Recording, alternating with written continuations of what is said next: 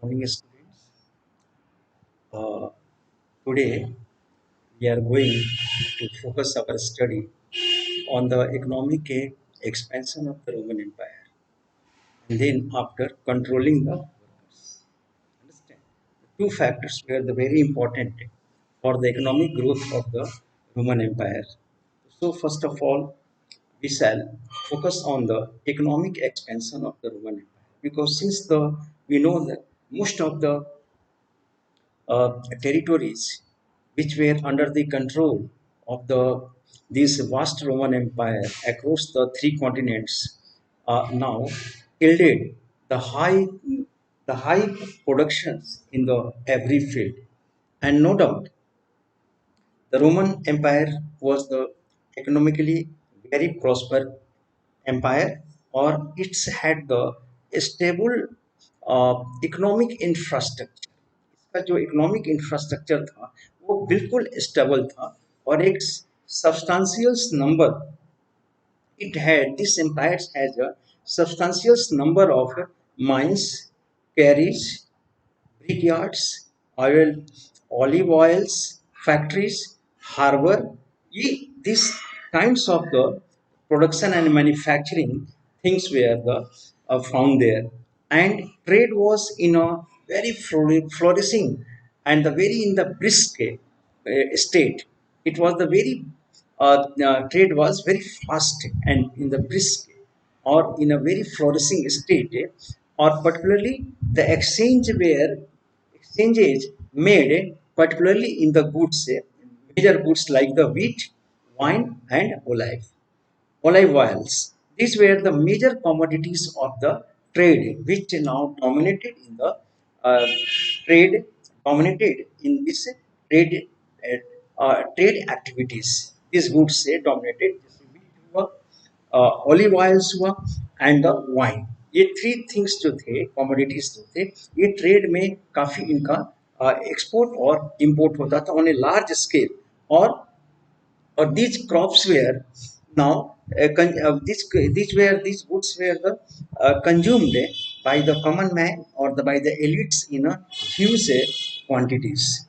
That's why it was in great demand in the all the Roman empires. So that's why, and it's had the these crops were produced in a very huge amount, particularly the area Spain. In the Spain, Gallic provinces, North Africa, Egypt, or Italy. These were the provinces where the huge amount of or the abundant amount of these goods and these goods were produced by these states, and particularly wine and olive oil and other liquids were transported in the containers. तो olive wine है, wine और olive oils ये containers में exported होते थे, और that container is called the amphora. Amphora उस containers को in which the liquids particularly the olive oil and the wine were just uh, uh, put in the poured into the and packed in the containers, or that containers called as the amphoria. And the remnants of these containers, almost the 50 million, you can imagine कि 50 millions containers have been the found. But Monte Testaccio, Monte Tex टेक्सासियोस में वहाँ पे ये containers 50 million से numbers में यहाँ it was the found there. और archaeologist hold that this were the made of clay found in, and archaeologist का मानना है कि this containers were made of the clay, and these clays were the Mediterranean clay. This is the quite clear that now Spain was the most prominent country which now supplied these liquids, and particularly, and the scholars believe that olive oil enterprises Spain had the mainly now climax during the, और Spain इस field में olive oils के export में explain Spain was at the high at the high degree, at the high points, सबसे highest अगर कहीं से amount में जो एक्सपोर्ट होता था ऑलिव ऑयल्स का, वो स्पेन से। इसलिए Spain held its dominancy in the trade in right from the 140 BC to AD to the 160 AD। इस बीच में between this the Spain now contained its dominancy in the supply of the olive oils, and it was mainly carried in the containers। ये carried किया जाता था, and this containers was known as the Spanish containers was known as the Dressel 20, because this has been named by the archaeologists after in the excavation. After the excavation, they had named this Spanish containers as a Dressel 20 उन्होंने नाम रखा। And this find that remains the amphoria, the finds of remains of amphoria and sites from where these have been the found make the scholars conclude that the Spanish olive oil had a wide market। और इसके बाद excavations के ground पर ये revealed किया गया कि Spanish जो ऑयल जो सप्लाई है और इसकी जो डिमांड्स है, ये बिल्कुल wide everywhere it was the and in market, पूरे रोमन एम्पायर्स के मार्केट में, या वो अफ्रीका का मार्केट हो या ईस्ट एशिया का ये whether the west Asians markets हो या यूरोप का मार्केट हो, it was the dominating by the excavation, it had been completely proven, इसको प्रूव कर दिया गया है कि Spain is dominated in the supply and dominated in the market for the olive oils. So now further we see that the scholars also believe that was they are now it was the market was the very competitive market because the Spanish had to compete with the Italians and as well as the Africans. Africans olive supply or Italians olive oil supply, they had a very keen competitions, very sharp neck to neck competitions they had with the, and now Spanish producer would have captured the market of the olive from, and now from their Italians counterpart by supplying a better quality। Two things market किस चीज पे चलता है, एक अच्छी quality अगर आप supply करते हैं और आपके प्राइसेस, अगर प्राइस कम है और क्वालिटी अच्छा है तो no doubt your goods will hold in the market, mix the hold in the market, capture the market. तो यही था कि Spanish now they now supplied the good quality of the olive oils and as well the prices they brought down।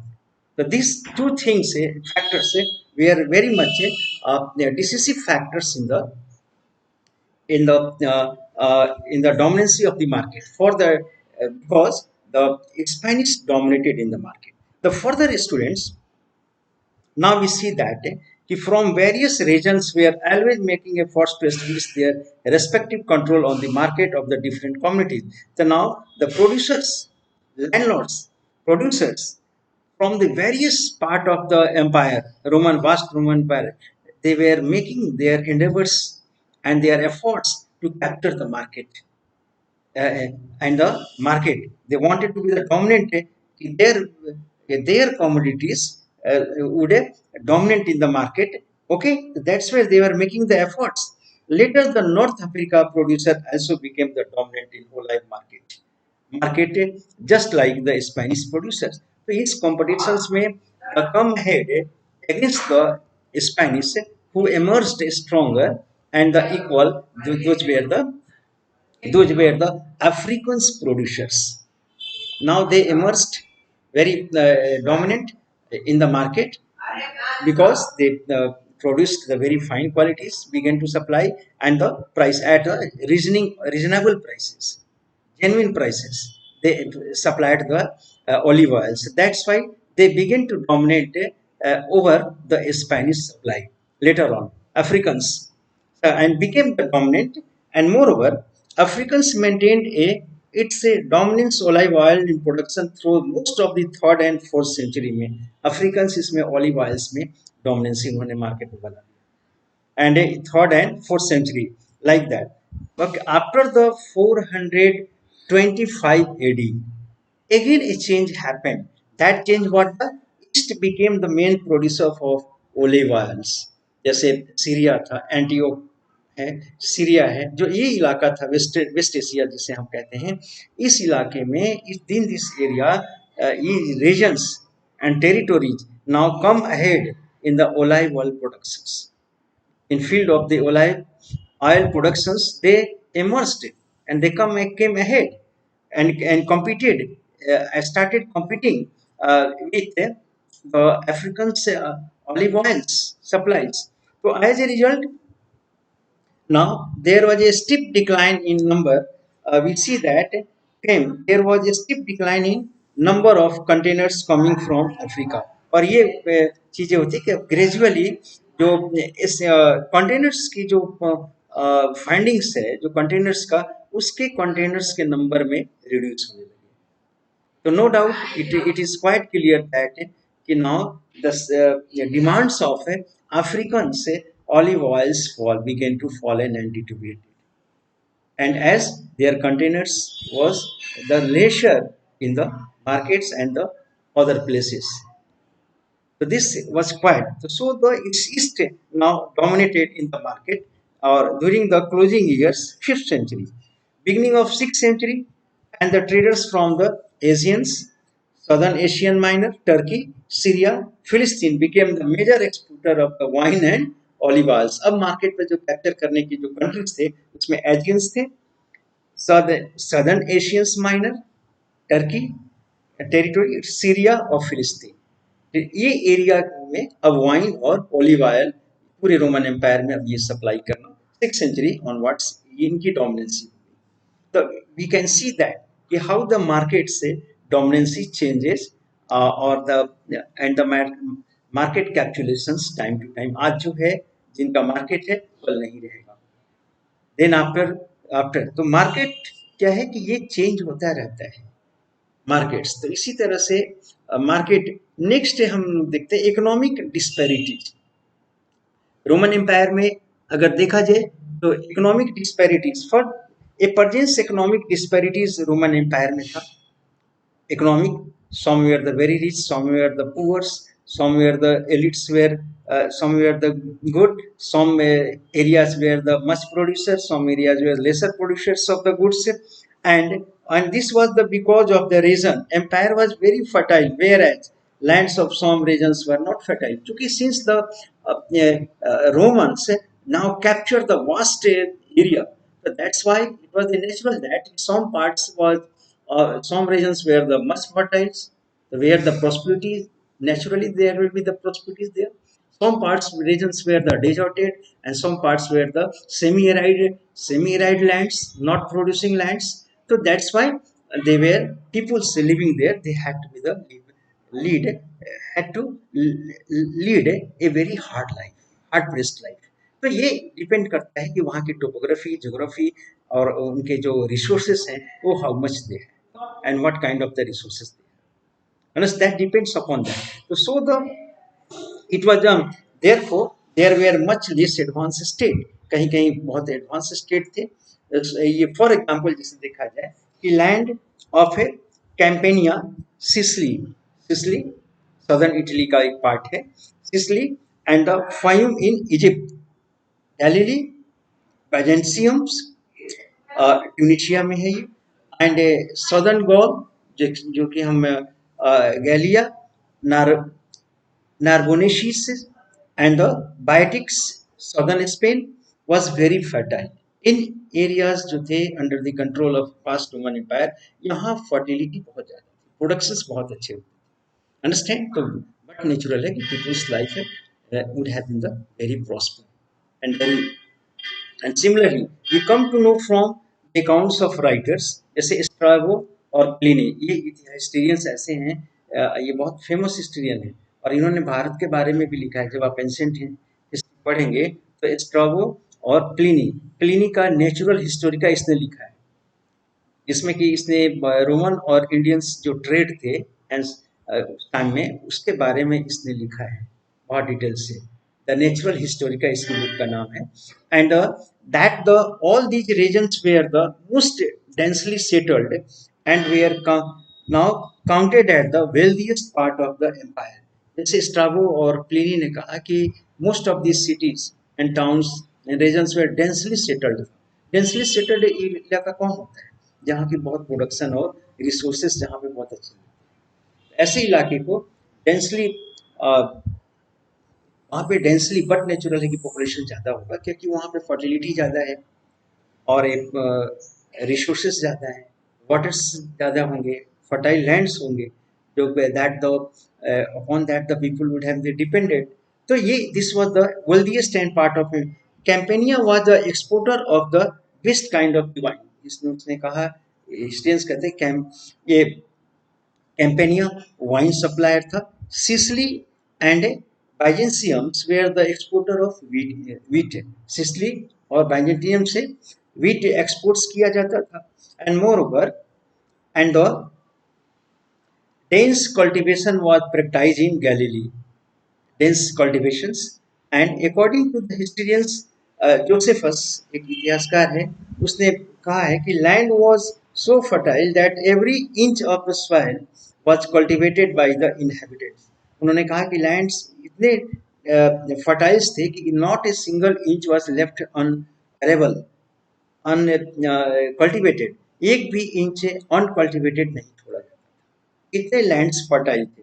And moreover, numerous states को फंडी कहा जाता था। States along the banks of the river Guadalquivir, इस rivers के in the south of Spain, were producer of olive oil, यहीं पर olive oils में प्रोडक्शन होता था इस रिवर्स के alongs, but the soil in many large expanses of Roman territory was not fertile। लेकिन soils बहुत लार्ज अगर टेरिटोरी में देखा जाए रोमन टेरिटोरीज में, तो फर्टाइल्स नहीं थे। And moreover, consequently their conditions from economic point of view was not good. जहाँ के लैंड्स फर्टाइल नहीं थे, वहाँ की इकोनॉमिक पॉइंट ऑफ व्यू से condition was not so good. And their conditions and the from the economic point of view not good।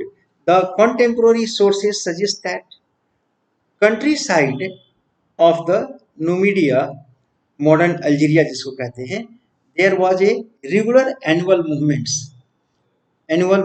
of movement of herdsmen or pastoralists between the higher mountain regions to the low-lying ground in search of pastures and the sheep for the sheep and other flocks। तो ये पास्टोलिज्म भी उस वक्त ज़्यादा था Algeria में। अगर देखा जाए तो हाई लैंड से लो लैंड की तरफ हॉर्ड्स, कैटल हॉर्ड्स लेकर ये पास्टोलिस्ट अपनी ग्रेजिंग के लिए आते थे। They used to come and flocks के साथ। It was known that transhumance or transhumance, these pastoral and semi-nomadic communities carried their oven-shaped huts। और जानते हैं इनके साथ एक इनके ये हट अपना घर लेकर चलते थे। इनके साथ हट होता था जो ओवन शेप कोनिकल हट बनाते थे, और ये हट में जहाँ भी जाना है हट को उठाते थे और दे मार्च ऑन, और हट वहीं पर लेट कर दिया और उसी हट्स में रहते थे। तो ये अपने घर को कैरी करके चलते थे, अपने हट्स को अलॉन्ग में। तो ये बहुत ही एक आश्चर्य और सरप्राइजिंग थिंग्स है। And these huts were called the mapalia. इन हट्स को वो क्या कहते थे? मापालिया। ये अपने साथ हट्स से कैरी करते थे, मापालिया, और इट वाज, एंड उसमें रहते थे, they used to live. And now these pastoral semi-nomadic communities carried their oven-shaped huts. With these huts were called, well, the number of pastures came to be reduced, और धीरे धीरे जो pastures थे drastically north Africa में ये कम होने लगे, और expansions of the Roman state in the area, thus making the movements of nomadic pastoral communities more tightly regulated। और जब रोमन एम्पायर्स का इन पर कैप्चुलेशन हुआ, तो ये इनके रेगुलेशंस को या इनके मूवमेंट्स को रेगुलेट किया जाने लगा, यानी कि रिस्ट्रिक्ट किया जाने लगा, और मोर ओवर ये टैक्स भी देना होता था, अंडरस्टैंड, और इनके मूवमेंट्स को रेगुलेट किया जाए, बाय लॉ ये रेगुलेट होने लगे। तो दिस इज द, ऐसा अगर होता है तो इसमें पास्टोरलिज्म के लिए क्या है, ये डिक्लाइन होता है। और more over in the same way, northern part of Spain also was the much less developed. अगर स्पेन का नॉर्थ साउदर्न पार्ट तो बहुत डेवलप था, मेडिटेरियन सी से बिल्कुल ये और साउथ का जो ये नॉर्दर्न पार्ट्स थे was not so developed, and this region was inhabited largely by Celtic speaking peasants वहाँ रहते थे, and they lived in the hilltop villages known as the Castella, ये हिल टॉप्स में रहते थे। They lived in the villages, Celtic speaking people hills top में रहते थे, जिससे that is called as the villages known as hill tops, villages को castella कहा जाता था। तो this was the region of the different parts of that. Next अगर रोमन इकोनॉमी को देखा जाए फ्रॉम पॉइंट ऑफ व्यू, तो इसके फीचर्स थे कुछ रोमन इकोनॉमी में, जैसे मान लीजिए फर्स्ट वाटर पावर यूज किया जाता था। Romans say use the water power in various way around the Mediterranean. Water से पावर एक्सट्रैक्ट किया जाता है। सेकेंड, टेक्नोलॉजी की बात करें, substantial growth, because use of water power, water से पावर बनाया जाता था। और नाउ और mills were run with its help, water power के हेल्प से मिल्स को रन किया जाता था। साइंटिफिकली ये वो एडवांस थे रोमन एम्पायर उस एंशिएंट टाइम में। वाटर पावर से मिल्स का कंडक्शन किया जाता था, उसको ऑपरेट किया जाता था। फर्दर माइनिंग एक्टिविटी देखा जाए तो gold and silver mines carried on with the help of water power, और गोल्ड एंड माइंस जो है उसका वो कैरी किया जाता था, that was the carried on, चलाया जाता था गोल्ड और सिल्वर माइन से एक्सट्रैक्शन और वाटर पावर से। तो वहाँ वहाँ भी देयर वाटर पावर यूज किया जाता था। ड्यूरिंग द, अगर देखा जाए सेकेंड सेंचुरी में minerals use industries scale procured from the mines with its help, और मिनरल्स बेस्ड इंडस्ट्रीज थे क्योंकि वहाँ पे माइंस बहुत ज़्यादा था, इसलिए on the mines based industries also operated in this empire, and further the level of output was substantially high. The scholars believe that level of outputs in the Roman Empire so high that it could be reached even the 1700 years that it till the 19th century. Next, there was a well organized commercial and banking system. जैसे मैंने कहा economy develop था, तो commercial and banking system was also well developed there, and moreover there was a well organized commercial, और money was quite widespread. Circulation of money की बात जब कहें, कोई भी इकोनॉमी अगर देखो स्ट्रांग होता है तो उसमें मनी बहुत very important significant role play करता है, मनी एक्सचेंज सिस्टम में। तो वहाँ पे since the coins were in practice, because the abundant coins of the silver and even the later on the gold was just found, and it was in the goods in the well circulations. So economy and transaction system was a, और ये symbol क्या है, ये features क्या है एक good economy का feature.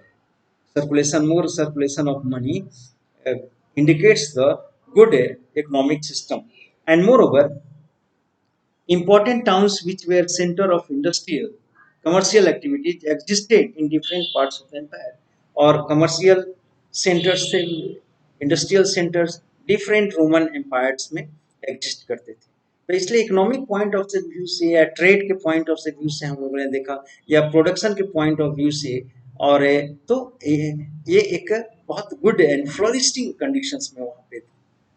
And अगर अब देखा जाए कि gold based economy monetary system beginning में, और एक बात आप जान लीजिए कि वहाँ की जो इकोनॉमी थी या जो कॉइन्स था गोल्ड, तो सिल्वर कॉइन्स इन प्रैक्टिस था। सिल्वर दिनारियस के बारे में आपको हमने कहा कि वो सिल्वर कॉइन्स था, अंडरस्टैंड, और this coins was much in the practice. तो इसे कहाँ से लाया गया था, this was supplied by the Spain से सप्लाई होता था कॉइन। लेकिन धीरे धीरे by the passage of time जब ये एग्जॉस्ट हुआ तब वहां पे गोल्ड कॉइन्स का सर्कुलेशन, क्योंकि since the gold was abundance in the Roman Empire, उनके पास गोल्ड बहुत ज्यादा था। आप एंशियंट हिस्ट्री में अगर जाएंगे तो गोल्ड जो हमारा सदर्न है पुहार हार्बर था, अंडरस्टैंड, पुहार नाम का हार्बर था। आप देखेंगे चोला डायनेस्टी की किंगडम्स में सदर्न में, तो वहां पे पुहार से और इटली इटालियंस का इन रोमन्स का ट्रेड होता था, अंडरस्टैंड। और उसमें प्लिनी जिसके नाम दिया मैंने नेचुरल हिस्टोरिका में, उसने शिकायत कंप्लेन किया है कि now the India is just like the balls and the gold coins are coming from all sides in the Indian spot because of the trade and commerce. और उसने ये भी कहा कि इतना ज़्यादा ह्यूज अमाउंट में गोल्ड जा रहा है इंडिया में, और इंडिया किस के लिए, टेक्सटाइल्स, इंडिया से टेक्सटाइल और स्पाइसेस वहाँ जाते थे और इसके बदले में हमें गोल्ड मिलता था। तो उसने शिकायत की कि इतना गोल्ड डिप्लीशन हो जाएगा रोम अगर भारत के साथ ऐसा ट्रेड रहा था। तो नो डाउट एबंडेंस अमाउंट में वहाँ पे गोल्ड रोम में था। ऐसे अगर देखा जाए कि दिनारियस के बारे में पहले देखा जाए तो it was a silver coin in the circulation in the Roman empire, और अराउंड द 4.5 ग्राम्स इसका लगभग वेट होता था, एंड प्योर सिल्वर होता था। और सिल्वर, और ये minting coin procure Spanish mine से ये प्रोक्योर किया जाता है। मैंने पहले भी कहा कि Spain supplied the huge amount of the silver to the Romans, और वही उसी से ये कॉइन बनाते थे। एंड अल्टीमेटली, और this now during the first century or 3 century तक that was in practice, but however the later empire had to break with the silver based currency, लेकिन बाद के जो एम्पायर्स हुए उनको ये सिल्वर बेस्ड करेंसी जो है उसे स्टॉप करना पड़ा या शॉर्टेज होने लगा। They were, and as a result, the main cause lying behind its government ran out of sufficient stocks of the metal। उनकी जो सरकारें थी, जो सफिशियंट स्टॉक था इस मेटल्स का, दैट रैन आउट, खत्म हो चुका था, एंड रैन आउट, और because of that stable coins के लिए सिल्वर अब सपोर्ट करने के लिए नहीं रहा, क्योंकि एग्जॉस्ट हो गया, एग्जॉस्टन्स हो गया। और the silver in the silver mines of Spain, Spain की जो माइंस था सिल्वर माइंस वो एग्जॉस्ट कर गया। तो ये फर्दर ये सपोर्ट करने के लिए इसके सर्कुलेशन को कंटिन्यू रखना, it became very difficult for the Romans. Ultimately, Roman now thought that the Roman government introduced the gold-based monetary system.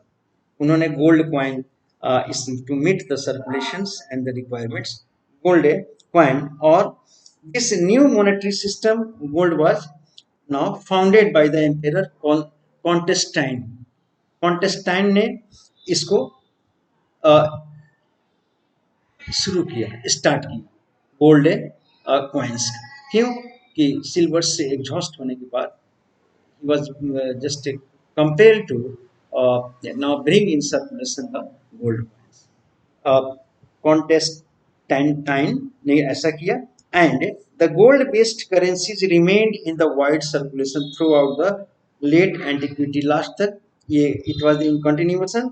और worth mentioning that no dearth of gold in the Rome, सबसे बड़ी चीज है कि ये for a long time ये continue, this was continue, and there and no any shortage, because shortage of the gold, because there was a abundance gold gold in the Roman empires. Roman empire में abundance gold production था, उनके पास gold था, इसलिए कोई shortage never ran short of the gold. हालांकि silver short कर गया, आप जानते हैं, एग्जॉस्ट कर गया माइंस स्पेन का, इसलिए इन्हें अपना चेंज करना पड़ा। और फर्दर, और ये माना जाता है कि जैसे how much gold they got from where, कि the kingdom of Herod only, जो हेरोड का किंगडम था उनके अंडर में, understand, only yielded per year 1,25,000 kg of the gold। 1,25,000 of kg of the gold every year produced। You can imagine that how much gold they had, only one province I am talking about, the Herods, kingdoms of Herod supplied. Thus, silver-based currencies were replaced by gold-based currency, and as gold huge quantity was available in the empire. Okay, or in the this is the economic condition. Further, we have to be the concentrate on the controlling of the workers. I have mentioned something about that. कि now controlling of labors. तो वहाँ की जो economy थी, Roman economy, तो this economy was completely based on the workers control, workers management. Now they any industries, agriculture, any uh, any working place requires the labor. Labour की जरूरत है, लेकिन लेबर को इतना उन्होंने इफिशिएंटली कंट्रोल्ड किया लेबर को। और लेबर में दो चीजें हैं कि किसी भी प्रोडक्शंस में हमारा इन्वेस्टमेंट कितना लगता है। लेबर में हम देखेंगे कि विच लेबर इज चीपर, कौन लेबर चीपर है, लेबर दिस लेबर या दिस, कौन चीपर है, तो हम उसी को इम्प्लॉयड करते हैं।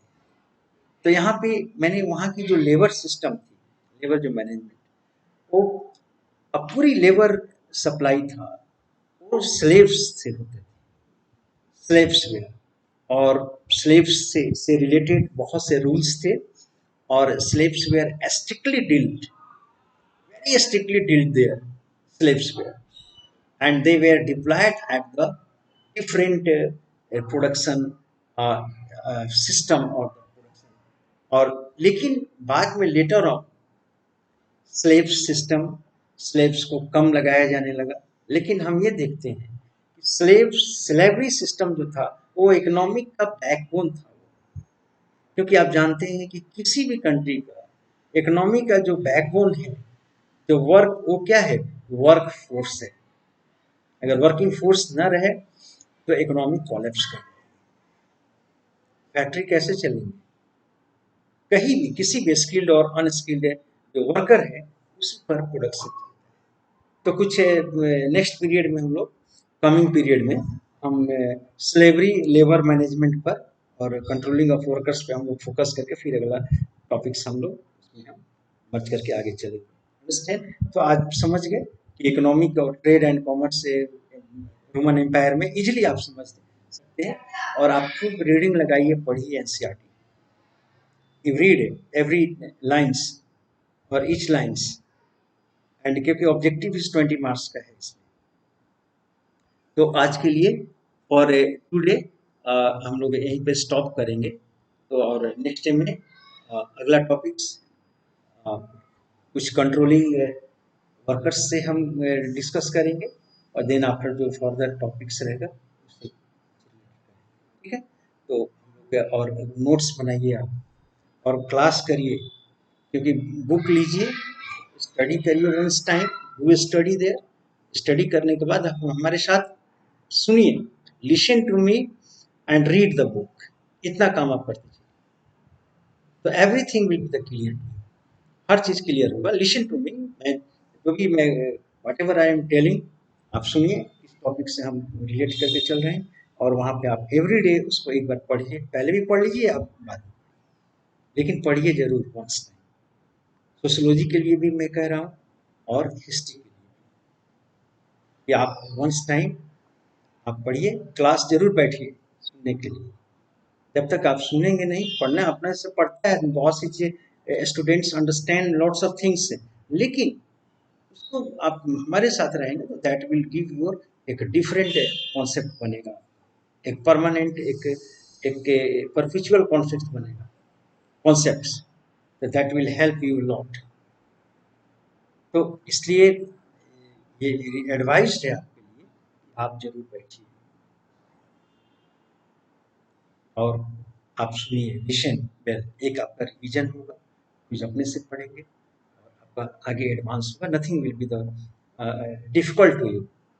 एनसीईआरटी है, लिखा हुआ है, आप उसमें पॉइंटिंग करिए, जो वर्ड्स है उसको मार्क करिए, इंपॉर्टेंट वर्ड्स को, अंडरस्टैंड, वर्ड्स को, पर्सन को मार्क करिए, प्लेस को मार्क करिए, इस तरह से चलिए आप, और इसी में पॉइंटिंग्स करते जाइए।